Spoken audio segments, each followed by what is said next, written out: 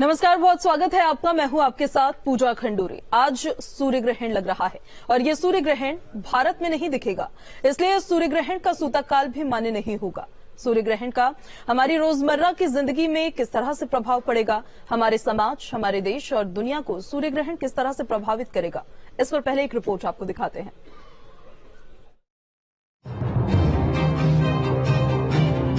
साल का पहला सूर्य ग्रहण। बनेंगे बिगड़ेंगे कौन कौन से समीकरण। जी हाँ, साल का पहला सूर्य ग्रहण 20 अप्रैल को पड़ रहा है। हालांकि भारत में इसके न दिखने की वजह से यहाँ इसका सूतक काल मान्य नहीं होगा, लेकिन ज्योतिष विशेषज्ञों की इस पर नजर बनी हुई है। दरअसल ग्रहण कोई भी हो, कैसा भी हो, कहीं भी हो, उसका कोई न कोई प्रभाव तो पड़ता ही है। आगे बढ़ने से पहले जान लेते हैं कि इस साल कितने ग्रहण लगने वाले हैं। तो जानकारी के मुताबिक साल 2023 में कुल 4 ग्रहण होंगे। इसमें 2 सूर्य और 2 चंद्र ग्रहण होंगे। 20 अप्रैल को पहला सूर्य ग्रहण है, 14 अक्टूबर को दूसरा सूर्य ग्रहण है, 5 मई को पहला चंद्र ग्रहण लगेगा, जबकि 28 अक्टूबर को आखिरी चंद्र ग्रहण लगेगा। इस साल 4 ग्रहण लग रहे हैं, जिसमें 2 सूर्य और 2 चंद्र ग्रहण है। दरअसल हिंदू धर्म में सूर्य या चंद्र दोनों ग्रहण को अशुभ मानते हैं। वराह मिहिर की बृहद संहिता के राहुचार अध्याय में इसका जिक्र है। बृहद संहिता के अनुसार एक साथ 2 ग्रहण आपदा के योग बनाते हैं। तूफान, भूकंप, मानवीय भूल से जनहानि होने के योग बनते हैं। एक महीने में सूर्य और चंद्र ग्रहण होने से सेनाओं की हलचल बढ़ती है। अक्टूबर-नवंबर 2022 में 15 दिन के अंतराल में सूर्य और चंद्र ग्रहण लगे थे, जिसके बाद 30 अक्टूबर 2022 को गुजरात के मोरबी में सस्पेंशन ब्रिज टूटा। अगस्त 1979 में भी मच्छू नदी का डैम टूटने से हादसा हुआ था। 1979 में भी 15 दिन के अंदर सूर्य और चंद्र ग्रहण लगे थे। 25 अक्टूबर 2022 को सूर्य ग्रहण के बाद दुनिया भर में कई हादसे हुए। बांग्लादेश में तूफान आया, साउथ कोरिया में हेलोवीन हादसा हुआ, सोमालिया में आतंकी हमला हुआ, फिलीपींस में पैंग तूफान आया। 6 नवंबर 2022 को अफ्रीकी देश तंजानिया में प्लेन क्रैश में कई लोगों की मौत हो गई। बहरहाल इस साल 15 दिनों के अंतराल में तो कोई ग्रहण नहीं लग रहा है, लेकिन साल का पहला ग्रहण गुरुवार यानी 20 अप्रैल को लग रहा है। बहरहाल अब जानते हैं सूर्य ग्रहण के प्रभाव के बारे में। सबसे पहले सूर्य ग्रहण के प्रभाव को भारत के संदर्भ में देखते हैं। ज्योतिषों के मुताबिक ये ग्रहण भारत की वृषभ लग्न की कुंडली के 12वें यानी हानि भाव में पड़ रहा है। ग्रहण के समय मंगल बुध की राशि मिथुन में और बुध मंगल की राशि मेष में होगा। इससे विदेश से जुड़े किसी बड़े आर्थिक घोटाले के उजागर होने की संभावना है। किसी बड़े गुनहगार के देश में वापस आने के संकेत मिल रहे हैं। भारत के साथ साथ सूर्य ग्रहण का दुनिया के दूसरे देशों पर भी प्रभाव पड़ेगा। मसलन ये ग्रहण मेष राशि में पड़ रहा है, जो पाकिस्तान का जन्म लग्न है। मेष राशि में पड़ने वाला ये ग्रहण पाकिस्तान में राजनीतिक उठापटक के संकेत दे रहा है। पाकिस्तान में शहबाज शरीफ की सरकार पर संकट मंडराएगा, आपातकाल की स्थिति निर्मित होगी। ग्रहण रशियन प्रेसिडेंट व्लादिमीर पुतिन के लिए अशुभ हो सकता है। वहीं तुर्की में 20 साल पुरानी एर्दोगन की सत्ता जा सकती है, यानी तुर्की में सत्ता परिवर्तन के आसार हैं। बहरहाल ये तो हुई देश दुनिया की बात। अब बात सबसे अहम मसले की, जो कि स्वास्थ्य से जुड़ा है। माना जा रहा है कि ग्रहण के समय कुल 6 ग्रह राहु केतु के नक्षत्रों या उनके सीधे प्रभाव में होंगे। इसके कारण कोरोना संक्रमण बढ़ेगा, लेकिन स्थिति नियंत्रण में रहेगी। कोई अन्य जीवाणु जन्य रोग मतलब बैक्टीरियल डिजीज भी पैदा हो सकता है। असामान्य वर्षा, आंधी तूफान और जीवाणु जन्य रोग का कुछ समय तक प्रभाव देखा जाएगा। तो कुल मिलाकर अलग अलग क्षेत्रों में ग्रहण का अलग अलग प्रभाव है। भारत में सूतक काल न होने की वजह से ग्रहण वाले दिन परहेज रखने के मामले में राहत जरूर है। हालांकि राशि की बात करें तो अलग अलग राशियों पर ग्रहण का अपना प्रभाव होगा। Team news state. तो साल का ये पहला सूर्य ग्रहण है और शुरुआत इसकी हो चुकी है। 3 रूप में आज नजर आने वाला है, लेकिन भारत में नजर नहीं आएगा। कई देश है जहां पर नजर आएगा, पर क्या भारत में भी कोई प्रभाव पड़ेगा? बाकी देशों में किस तरह से प्रभाव पड़ेगा? सूतक के नियम क्या मायने रखेंगे? क्या उनको नहीं मानना होगा? किन बातों का ध्यान रखना होगा? क्या कुछ नहीं करना होगा? इन तमाम बातों पर चर्चा करने के लिए हमारे साथ खास मेहमान मौजूद है। उनका परिचय आपसे करवा देते हैं।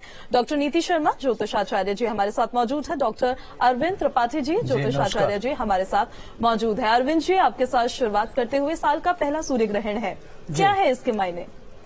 जी देखिए पूजा, यह जो आज का जो सूर्य ग्रहण है यह खास तौर से अश्विनी नक्षत्र में लग रहा है और विषकुंभक योग बन रहा है और राजामौस्या तिथि है। यह 100 वर्षों बाद लग रहा है तो अपने आप में बड़ा ही महत्वपूर्ण है। और यह जिन जिन देशों में दिखेगा वह भारत में दिखाई नहीं देगा, किंतु पूर्व दक्षिण एशिया में दिखाई देगा, ऑस्ट्रेलिया में दिखाई देगा, दक्षिणी यूरोप में दिखाई देगा, फिलीपींस में दिखाई देगा, अटलांटिक महासागर में दिखाई देगा और इंडोनेशिया इत्यादि में दिखाई देगा। तो जिन शहरों में दिखाई देगा वहां काफी इसका व्यापक असर पड़ेगा, जैसे भूस्खलन है, जलीय दुर्घटना है, आगजनी है, पावर सेक्टर में आगजनी है, इस तरीके की काफी दिक्कतें आएगी। और चूंकि ये मेष राशि पर लग रहा है और मेष राशि में आपका जो ग्रह है वह खास तौर से सूर्य है, बुध है, राहु है और चंद्रमा है। कहते हैं कि सूर्य प्रकृति का आत्मा का कारक है और बहुत ही महत्वपूर्ण ग्रह मानते हैं। ये सत्ता का, शासन का, रूलिंग का ग्रह मानते हैं। तो पूरे विश्व में राजनीतिक बड़ा उथल पुथल रहेगा और जो सेना में, पुलिस में, वनों में आगजनी की घटनाएं हो सकती है, भूस्खलन हो सकता है, जिन जिन देशों में दिखेगा। चूंकि यह दिन में दिख रहा है तो जो इनका ग्रहण का जो कालखंड है 7:04 भारतीय मानक समय के अनुसार प्रारंभ होगा और 9:47 पर इसका मध्य होगा और 12:29 पर इसका मोक्ष होगा। तो चूंकि भारत में भी सूर्य वही है, सूर्य पूरे विश्व में एक ही है, तो सूर्य की जो कॉस्मिक रेज होती है उसका भी प्रभाव भारत में दिखेगा। लेकिन कहते हैं कि जब ग्रहण काल होता है तो उसका सूतक 12 घंटा पहले से सूर्य में शुरू होता है और चंद्रमा में 10 घंटा पूर्व होता है। तो लेकिन चूंकि विजिबल नहीं है इसलिए अपने यहाँ सूतक काल नहीं मनाया जाएगा। लेकिन हमारी सलाह ये है कि सूर्य चूंकि हमारे प्रकृति के देवता है, साक्षात देवता हैं, जिनकी हम पूजा आराधना करते हैं, जिनके उदय होने से काफी चीजें प्रकृति की प्रभावित होती है। चूंकि उन्हीं पर ग्रहण है तो अगर हम सूर्य की ग्रहण काल में आराधना करें, पूजा करें, जप तप करें, मंत्रों का जप करें ग्रहण काल में, तो हमारे लिए अच्छा रहेगा, सूर्य के लिए भी अच्छा रहेगा। तो इससे जो प्राकृतिक प्रकोप है उसकी घटनाएं थोड़ी कम हो सकती है। तो लेकिन इसमें घबराने की जरूरत नहीं है। इस अमंगल को कैसे मंगल कर सकते हैं हम आपदा को अवसर में कैसे बदल सकते हैं। तो जो ग्रहण काल का समय होता बड़ा महत्वपूर्ण होता है। कहते हैं कि ग्रहण में अगर आप कोई भी दान करते हैं, पूजा करते हैं, जप करते हैं, तप करते हैं तो कई गुणित हो करके मिलता है। तो आप इस ग्रहण काल का सदुपयोग करें। खास तौर से जो लोग साधक हैं, साधना करना चाहते हैं, मंत्रों की सिद्धि करना चाहते हैं, तो वो इसकी सिद्धि कर सकते हैं, उसके लिए बड़ा उपयुक्त समय है। खास तौर से जो गर्भवती महिलाएं हैं उनको सावधान हो जाना चाहिए, उनको सावधानी बरतना चाहिए। और जो गर्भकाल में शिशु है तो जिस तरीके से माता चाहती वैसा शिशु पैदा होता है, तो ऐसे काल में उनको रामचरितमानस का पाठ करना चाहिए, भगवत गीता का पाठ करना चाहिए और ये बाल गोपाल मंत्र का जप करना चाहिए।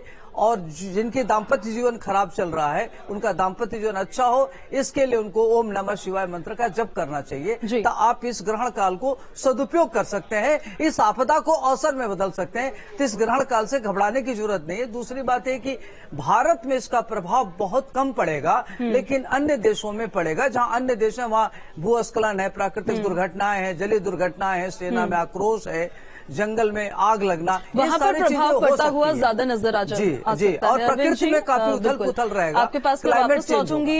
नीति जी, आपके पास आते हुए, आज वैशाख अमावस्या है। आज के दिन पर सूर्य ग्रहण का पड़ना और 100 साल बाद यह अद्भुत संयोग बन रहा है। देखिए, सबसे पहली बात ये समझना चाहिए कि जो भी सोलर एक्लिप्स सूर्य ग्रहण लगता है वो अमावस्या तिथि को लगता है और जो चंद्र ग्रहण लगता है वो पूर्णमासी की तिथि को लगता है। आज से ठीक 15 दिन बाद बैसाख माह की पूर्णिमा को चंद्र ग्रहण घटित हो रहा है। लेकिन जो शुक्ल पक्ष और कृष्ण पक्ष के आधार पर पूर्णिमा और अमावस्या 15 दिन में आती है। लेकिन ग्रहण कब लगता है? जब राहु केतु भी सेक्सेस में आ जाता है। राहु केतु वो इमेजिनरी बिंदु हैं जहां पे जो अर्थ की ऑर्बिट और जो मून की ऑर्बिट है वो इंटरसेक्ट करती है। नदर्न हेमिस्फीयर में जहां वो इंटरसेक्ट करती है उसको राहु बोला जाता है, सदर्न में केतु बोला जाता है। तो राहु केतु का प्रभाव ग्रहण में व्यापक रूप से देखा जाता है, बिना राहु केतु के ग्रहण नहीं होता। अब सबसे बड़ी बात, 100 साल के बाद आज एक ऐसी घटना हो रही है कि तीनों प्रकार के सूर्य ग्रहण अलग अलग लॉन्गिट्यूड और लैटिट्यूड में पृथ्वी पे देखे जाएंगे। एक होता है पूर्ण सूर्य ग्रहण जो देखा जाएगा, एक होता है रिंग ऑफ फायर जिसे बोलते हैं वलयकार, और एक होता है आंशिक सूर्य ग्रहण। तो तीनों ही आकृतियां अलग अलग एंगल से आज पृथ्वी पे पड़ेंगी। तो ये एक तरीके का बड़ा ही अद्भुत संयोग है कि आज 100 साल के बाद हम लोग प्रत्यक्ष रूप से ये प्रकृति की ये अद्भुत रचना देख पाएंगे और उसका अनुभव करेंगे। सूर्य ग्रहण में आप एक चीज समझिए, सूर्य पृथ्वी में ऊर्जा का कारक माना जाता है। हमारा जो जीवन यापन है, तो आत्मा का कारक आचार्य जी ने बोला, उसके अलावा सूर्य के अंदर 98% हाइड्रोजन होती है। हाइड्रोजन पानी के अंदर होती है। जो फोटोसिंथेसिस का प्रोसेस होता है, जहां से ग्लूकोज बनता है, जो एनर्जी आती है, वहां पे भी क्लोरोफिल और सनलाइट की प्रेजेंस में ही प्लांट्स जो हैं एनर्जी को जनरेट करते हैं और फिर वो पूरी जो लिविंग ऑर्गेनिज्म की फूड साइकिल है वहां से ऊर्जा का प्रवाह होता है। सूर्य को ज्योतिष में हृदय का कारक माना जाता है। मंगल की राशि में मंगल को रक्त का कारक माना जाता है। तो इस ग्रहण के समय जो लोगों को ब्लड प्रेशर से संबंधित प्रॉब्लम है, हार्ट पेशेंट्स हैं, या फिर माइग्रेन की प्रॉब्लम है, वो एक्टिवेट हो सकती है। इसके साथ चंद्रमा, क्योंकि अमावस्या की तिथि है, चंद्रमा मनसो जाता, मन का कारक है, जल तत्व का कारक है, आपके इमोशंस का कारक है। तो जो लोग डिप्रेशन के पेशेंट्स हैं उनकी एंजाइटी इश्यूज बढ़ सकते हैं, इस समय अवसाद की स्थिति बन सकती है। तो यहाँ पे थोड़ा अपना मानसिक और शारीरिक रूप से आपको एक प्रिकॉशनरी मेजर्स जो हैं आपको लेने चाहिए। जहां तक व्यापक रूप से देश और दुनिया के प्रभाव है, अग्नि तत्व राशि में लग रही है। जैसे आपने बोला कि अग्नि के कांड हो सकते हैं, मंगल को सेना का कारक माना जाता है, पुलिस का कारक माना जाता है, तो वहां पे उथल पुथल हो सकती है। सूर्य एनर्जी का कारक है, तो एनर्जी के सेक्टर में, साथ में मंगल मेटल को बताता है, धातु को बताता है। तो शेयर मार्केट में गोल्ड और कॉपर जैसे जो कमोडिटीज हैं उसमें आप राइज देख सकते हो। एनर्जी के सेक्टर में, पेट्रोलियम के सेक्टर में आप राइज देख सकते हो। तो ये व्यापक रूप से प्रभाव देखा जाएगा। साथ ही साथ भूस्खलन जैसी स्थितियां, आपात स्थितियां, जहां पे ग्रहण पड़ रहा है वहां पे इसकी पॉसिबिलिटीज बढ़ जाती हैं। अर्थ के क्रस्ट के अंदर जो टेक्टोनिक प्लेट्स हैं उसकी फ्रिक्शन ग्रहण के समय बढ़ जाती है, जिसकी वजह से जो वाइब्रेशन जनरेट होती हैं वो सरफेस पर आती है, तो पृथ्वी हिलती है। तो इस तरीके की आपदाएं ग्रहण के समय हो सकती हैं। ठीक है नीति जी, आपके पास वापस लौटेंगे और आप ही की बात को आगे बढ़ाते हुए अरविंद जी आपके पास आ रही हूँ। 3 तरीके के रूप नजर आएंगे, पूर्ण भी, आंशिक भी और वलय आकार भी नजर आएगा। ऐसा क्यों नजर आने वाला है इस बार? जी देखिए, यह इस तरीके की जो ग्रहण लग रहा है सूर्य ग्रहण, इसको हाइब्रिड सूर्य ग्रहण कहते हैं। और यह चूंकि 100 वर्षों बाद लग रहा है, इसमें एक बार देखेंगे कि पूरा गोल है, फिर मध्याकार है, फिर कंकड़ाकृत है, जिसमें डिफरेंट तरीके से चेंज आ रहा है। ऐसा बड़ा रेयर होता है और यह 100 वर्षों के बाद आ रहा है। तो इसलिए इसको हाइब्रिड सूर्य ग्रहण कहते हैं। और आज का जो सूर्य ग्रहण है बहुत महत्वपूर्ण है। तो इस सूर्य ग्रहण को लेकर के व्यक्ति को चिंतित होने की जरूरत नहीं है। अपने इस ग्रहण को कैसे सदुपयोग करें उस पर ध्यान देने की जरूरत है, और अपने ग्रहों को कैसे ठीक करें इस पर भी ध्यान रखने की जरूरत है। खासतौर से अब इस ग्रहण काल में जो विद्यार्थी हैं, जो कैरियर के लिए लगे हुए हैं, जो खिलाड़ी हैं, जो गृहिणी हैं, जो गर्भवती महिला हैं, जो संत हैं, जो राजनीतिक लोग हैं, अगर चाहते हैं कि उनके जीवन में काफी उत्थान हो, प्रगति हो, तो इस ग्रहण काल को अमंगल को मंगल में बदल सकते हैं। जैसे आपने देखा होगा कि मर्यादा पुरुषोत्तम श्री राम का 14 वर्ष का वनवास हुआ, तो वनवास काल ही उनका स्वर्णिम काल है, क्योंकि जब कभी भी प्रतिकूल परिस्थिति आती है तो वो अवसर का काम करता है। इस तरीके से जो ग्रहण काल है, ग्रहण काल को आप अवसर में बदल सकते हैं, नंबर 1। नंबर 2, जिन जिन देशों में लग रहा है वहां तमाम तरह की प्राकृतिक दुर्घटनाएं हो सकती हैं। अभी हम लोगों ने बताया कि उष्मा के क्षेत्र में हो सकता है, पावर के क्षेत्र में हो सकता है, भूस्खलन हो सकता है, जलीय प्लवन हो सकता है। तो इस तरीके से बहुत सारी दुर्घटना हो सकती है। बुध चूंकि ये मौसम विभाग का कारक होता है, क्लाइमेट का, वन का भी कारक होता है, शेयर का कारक होता है, बौद्धिक क्षमता का कारक होता है, तो व्यक्ति की मन स्थिति खराब हो सकती है। कई देशों में जो शासक हैं वो गलत निर्णय ले सकते हैं, क्योंकि बुध के साथ राहु भी बैठा हुआ है। कहते हैं राहु कैटलिस्ट का काम करता है, और सूर्य जो है ना आत्मा का कारक है, आत्म कारक ग्रह मानते हैं।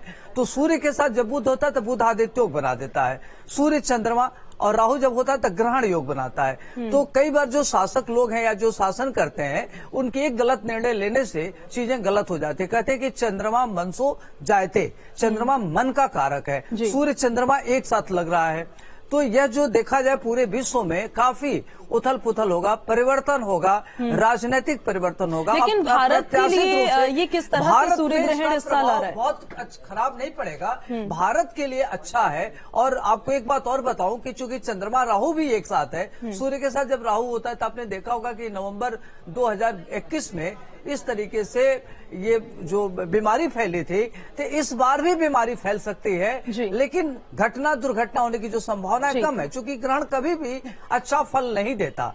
लेकिन हम ये कह रहे हैं कि हम आपदा में हैं, तो हम आपदा को अवसर में कैसे बदलें। जब व्यक्ति प्रतिकूल परिस्थिति में होता है तो अच्छा सोचता है कि हम कैसे अच्छा करें, तो जब व्यक्ति बहुत ज्यादा ओवर कॉन्फिडेंस होता है तो गलत कर लेता है। बिल्कुल। तो इसको आपको अच्छा करने की जरूरत है। तो इसमें हेल्थ को लेकर के, वेल्थ को लेकर के, आपदा में अवसर तलाशने की जरूरत है। अभी नीति जी ने बहुत अच्छा बताया कि चूंकि मंगल के नाते सूर्य वहां बैठा हुआ मंगल की राशि पर होने के नाते व्यक्ति की बीपी बढ़ सकती है, रक्त संबंधी बीमारी हो सकती है, तो ये सब चीजें हो सकती है, घटना दुर्घटना हो सकती है। लेकिन उसको कैसे न्यून करें, तो उसके लिए आपको क्या करना है कि अपनी राशि के हिसाब से मंत्रों का जप करें। और सभी राशि वालों को क्या करना चाहिए कि चूंकि मेष राशि पर लग रहा है, तो सभी राशि वालों के लिए सूर्य की आराधना करना चाहिए, सूर्य आदित्य हृदय स्तोत्र का पाठ करना चाहिए, गायत्री उपासना करना चाहिए। और उस समय जब ग्रहण काल हो तो व्यक्ति खास तौर से मंत्रों का अगर मनसा जप करे तो बहुत ही अच्छा कर सकता है। तो इसमें सबसे बड़ी चीज है कि इस कालखंड को आप कैसे सदुपयोग करें,